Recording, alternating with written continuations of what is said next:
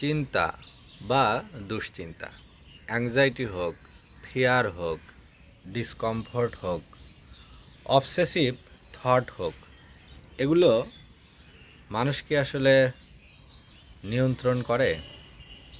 আসলে চিন্তা ভাবনা বা থট এটা হচ্ছে আপনা আপনি মানুষের মনে আসে, এবং হিউম্যান ব্রেন যেহেতু সব সময় কাজ করে, সব সময় এটা ওয়ার্ক করে, কোনো না কোনো চিন্তা মানুষের মনে সব সময় আসে। সেটা পজিটিভ হতে পারে, নেগেটিভ হতে পারে। হিউম্যান বিং কি আসলে কন্ট্রোল করতে পারে যে এই চিন্তাটা আমার মাথায় এখন না আসুক? বিষয়টা আসলে সেভাবে না দেখলে মনে হয় ভালো, কারণ চিন্তা নানান সময়ে নানান কিছুতে আসবে। বিশেষ করে এক্সটার্নাল স্টিমুলি যদি থাকে, external stimuli like interaction with others, watching television,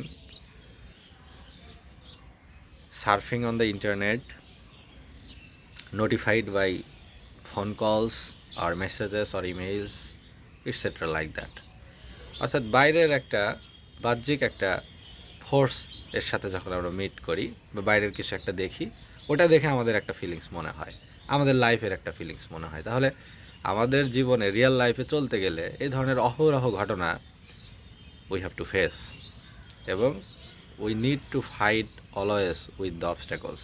সব সময় এগুলোর সাথে সংগ্রাম করতে হবে। এখন তার ভিতরে নেগেটিভ থাকবে, পজিটিভ থাকবে। এখন নেগেটিভ হলে কি আমরা একবার ভেঙে পড়বো? নেগেটিভ হলে কি আমরা একবার শেষ হয়ে যাব? বিষয়টা আসলে সেভাবে দেখলে জীবনের যে গতি বা জীবনের যে চলার পথ বা জীবনের যে যুদ্ধ, সেখানে পরাজয় বরণ করে নেয়া। আসলে এই যে থটস যেগুলো আসে, এগুলো একটা ওয়েভের মতো, ঢেউয়ের মতো। তো যখন একটা ঢেউ আসে, তখন আমরা যদি আরেকটা ঢেউ দিয়ে সেটাকে আটকাতে চাই, আরেকটা ঢেউ দিয়ে সেটাকে বিট করতে চাই, ধীরে ধীরে দেখা যাবে যে ব্রেনে অনেকগুলো ঢেউয়ের সৃষ্টি হবে, এবং ঢেউ ঢেউ একত্রিত হয়ে ধীরে ধীরে একটা নদী হয়ে যাবে, ধীরে ধীরে একটা সমুদ্র হয়ে যাবে। মানে আমরা একটা থটের যে একটা ওয়েভ, থটের যে একটা নেট, এটার দ্বারা আমরা জড়িয়ে পড়বো। মানে এত চিন্তা হবে। অতএব যদি একটা ফিলিংস আসে, we have to accept it, এটাকে অ্যাকসেপ্ট করতে হবে।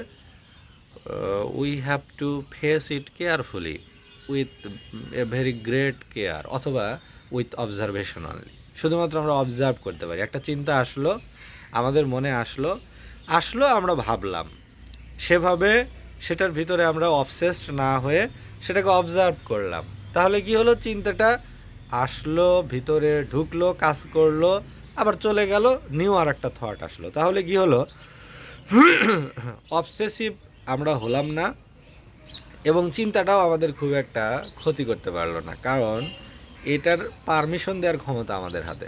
একটা চিন্তা মাথায় আসলো, বাট এটাকে আমরা কতটা মূল্যায়ন করছি, কতটা আমাদের উপরে প্রভাব বিস্তার করার ক্ষমতা দিচ্ছি, এই যে পারমিশনটা, এটা আমাদের হাতে, এটা আমাদের মনের উপরে। আমরা যদি ভাবি যে এটাকে এতটা সময় দেব, গুরুত্ব দেব, তো দিলাম। আর যদি মনে করি গুরুত্ব দেব না, আসলো, একটু অবজার্ভ করলাম, আবার চলে গেল, অন্য কিছু আসলো, সেটাতে সময় দিলাম। এই যে এইভাবে মানে এফিসিয়েন্টলি নিজের ব্রেনকে নিজের উইল পাওয়ার দিয়ে যদি চালিত করা যায়, তাহলেই তারা এই যে অবসেসিভ যে ডিসঅর্ডারগুলো রয়েছে বা সমস্যাগুলো আমাদের হয়, সেগুলো থেকে হয়তো আমরা রক্ষা পেতে পারি।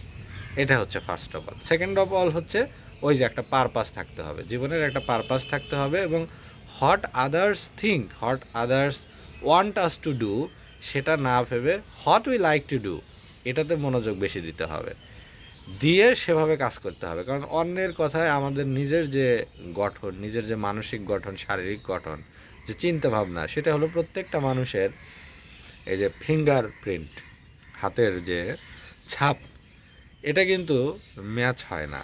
তাহলে যদি ম্যাচ না হয়, ব্রেনটা ওইরকম সবার সাথে সবার ম্যাচ হবে না। কারোর সাথে 50%, 40%, 60%, 70% ম্যাচ হবে, বাদ বাকি কিছু অংশ কারোর সাথে কখনোই ম্যাচ হবে না। তাহলে সেক্ষেত্রে যদি ম্যাচ না হয়, তাহলে অন্যজনের দর্শনের সাথে, এক্সপেকটেশনের সাথে আমাদের নিজেরটা চলবে না। আমাদের নিজেরটা নিজেরাই ডিসকভার করে নিজেরটা নিজে বুঝে চলতে হবে। এটা হচ্ছে সবচেয়ে ওয়াইজ একটা কর্মকাণ্ড, ওয়াইজ একটা অ্যাক্টিভিটি, এবং এভাবেই চলাটা আসলে উচিত।